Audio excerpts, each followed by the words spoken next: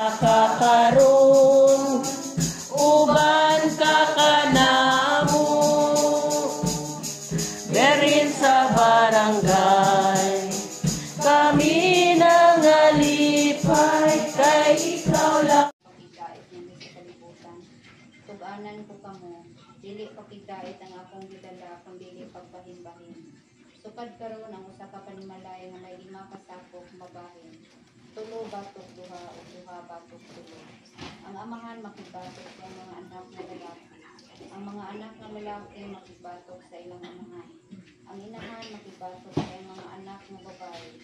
Ug ang mga anak na babae makibatok sa ilang inahan. Ang ugangang babae makibatok sa mga binalay.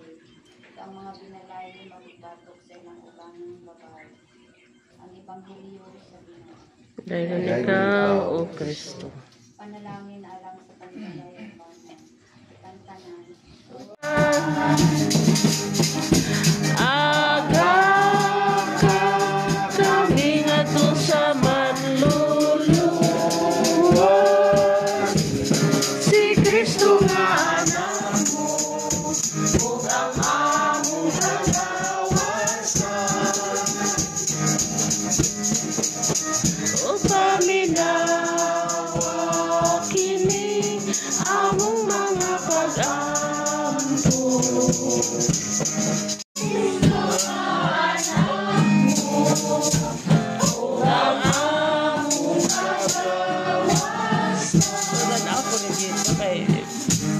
Improve na kayo siya. Ay, mag-pray pa din, no? Good pa din siya, may mag-pray. Kanang good-gunitin taon haguan niya. Ipo na ni Bibi. Oh. Dali na. Ako akong ingnon sila nga panaugo na. Ako sa may babawa.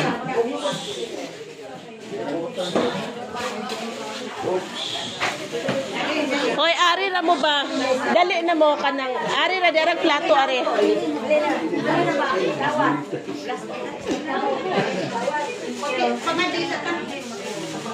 Pray sa pray.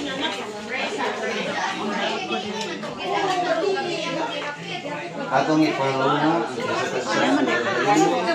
diya sa presensya sa Ginoo. Umingon kita sa ngalan samahan sa Espiritu Santo. Amen. Ngunit kung amahan, panalangini kini mga pagkaon niya sa talad kananan. Panalangini usab ang nag-andang ninyo. Hinaut-unta ng inyong pagkaon, makatuhog sa katapagsa na mo kaugalingon, aron paglikon sa among lawas o paglikon sa among tagsa ka Espiritu, aron kami makapadayon sa pag-alagad kanino. O panalangini usab ang tagbalay, maunta, mulambo ang gugma, umubuhagay ang kalinaw, diha sa tagsa-tagsa kanila. Ang gugma gayud mo ay makabuntog sa Bidat shot dai jud. Balik ka. Ihatod na kami ko naman eh. Indulon. Balik ka. Oh, balik naman. Hindi mo maghatod ba? Soy.